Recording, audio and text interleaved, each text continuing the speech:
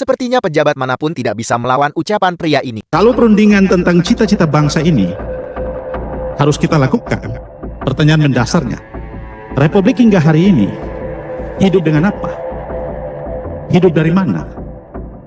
Siapa presiden di Republik ini yang patut bangga dan mengatakan dia berhasil? Tidak ada. Republik ini hidup dari pajak rakyat kok. 82% pajak rakyat yang menghidupi kelangsungan Republik ini. Nggak ada presiden yang perlu merasa bangga. Dan pajak rakyat yang dibayarkan oleh rakyat kembali ke rakyat dalam bentuk iuran BPJS. Pendidikan juga tidak gratis.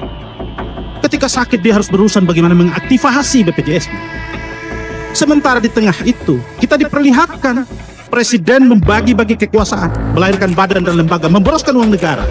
Presiden melahirkan lumbung korupsi baru namanya MBG dan Koperasi Desa Merah Putih.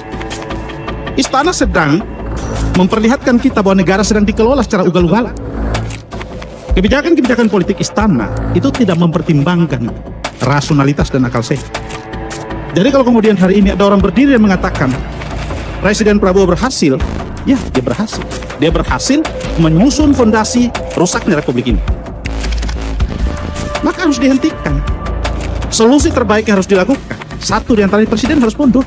Akademisi tegas katakan, saat ini rakyat sedang marah melihat kebijakan Presiden Prabowo yang serempangan. Kita bicara penyerapan angkatan kerja, itu klasifikasi pada kelompok-kelompok tertentu. Rakyat yang nggak punya pendidikan, skillnya terbatas. Mereka dapat apa? Hak mereka dalam bernegara itu apa? Dia perlu pendidikan gratis, dia perlu kesehatan gratis. Yang dibikin oleh Presiden Prabowo sekarang ini, sekolah rakyat.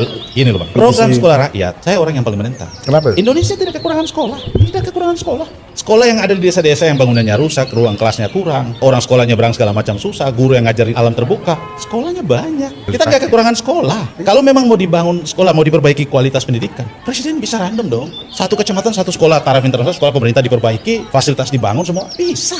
Kita nggak butuh sekolah baru, kita banyak sekolah. Indonesia ini salah satu negara yang paling banyak sekolah, paling banyak universitas. Kita nggak kekurangan Bang Faisal. Maka saya bicara pada sudut pandang masyarakat. Ada satu hal yang Pak Wamen kita nggak bisa lupa ya. Rakyat hari ini tuh sedang marah serius terhadap cara-cara kerja pemerintah. Korupsi makin masif. Mereka nganggap, gua bayar pajak tuh, biayain lu tapi korupsi nggak berhenti-berhenti. Lu nggak mikirin nasib gua. Itu fakta ya. Itu pikiran masyarakat. Dan kita tidak pernah menyelami ini. Saya ingin Anda menyelam ke dalam dan melihat realitas itu. Ada orang yang satu hari makannya susah. MBG kelompok mana yang disentuh? Kita nggak mempersoalkan kok proyek itu baik, tetapi tata kelolanya sistemnya memberi ruang di mana orang banyak terlibat, termasuk partai politik terlibat di situ.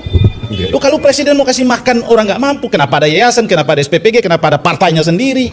Kacau balau kan? Kenapa ada sekian partai banyak punya dapur segala macam? Kenapa ada polisi, ada tentara? Kenapa gitu loh Bang? Kan kasih aja orang miskin. Simpel, kenapa ada BGN? Kita nggak butuh BGN yang habisin operasional sampai triliunan rupiah, ngapain? Dengan dia distribusi langsung penerima manfaat, atau sekolah, atau kerjasama dengan wali murid segala macam, beres kok. Kita nggak perlu instrumen baru. Saya bicara dari perspektif tata negara ya. Saya ini, karena keilmuan saya di situ. Kekuasaan presiden itu harus dibatasi Bang Faisal. Dia tidak boleh kemudian terlampau dimanfaatkan atas dasar hak prerogatif. Nggak boleh. Negara itu negara hukum. Kekuasaan presiden itu ruangnya harus dibatasi. Saya beri contoh satu Bang Faisal. Undang-Undang Polri tentang perpanjangan masa usia Kapolri, masa pensiun Kapolri. Itu ada pasal yang diletakkan di situ. Presiden boleh memperpanjang walaupun sudah sampai pada titik pensiun, presiden boleh memperpanjang kalau presiden butuh. Gak boleh, dalam negara hukum itu gak boleh. Ini seolah-olah status negara hukum dirubah pada negara yang, ya saya menyebutnya preman. Kenapa? Presiden sudah menguasai parlemen. Jadi kemudian komunikasi-komunikasi itulah yang membuat ruang perdebatan dalam bernegara itu sudah tidak tumbuh. Lah kita kehilangan rasionalitas semua Bang Faisal. Kalau di ruangan ini kita semua sekolah punya gelar yang banyak, lalu kemudian kebenaran bisa kita palsukan. Siapa yang waras melihat realitas ini? Ruwet.